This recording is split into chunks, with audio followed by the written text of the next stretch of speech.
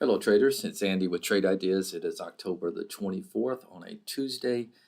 And taking a look at the market real quick, the SPY gapping up again this morning, but you can see that we're still way below, all of our key moving averages. Trying to get it back above the 200 yesterday, and we failed. Put in a topping tail, and it looks like we're gapping right at that number right now. So be careful out there. Like I said, it's still in the market, I think, where you can be patient and get your price. No reason to chase price action for sure.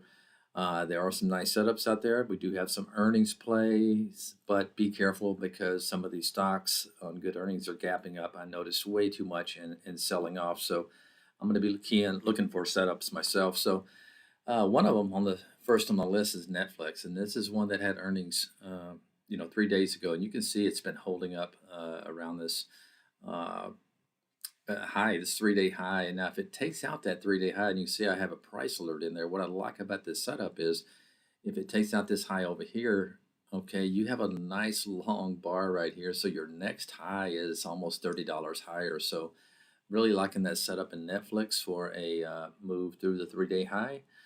VRNS is one very similar to Lulu. Yesterday, it threw in a tail and closed back above its 10-period moving average. So once again, looking for a bar reversal, much similar to Lulu yesterday, which was on the list to watch. And there you have it, that nice little bar reversal yesterday in Lulu.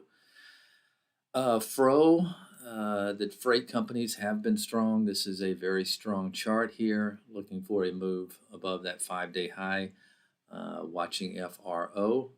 And one other on the list is DRS. Let me find it here. There she is. And very similar to that FRO, very strong chart above its key moving averages. Would look for a 3-day high there. That's it for today, guys. Have a great one. I'll talk to you tomorrow. Bye-bye.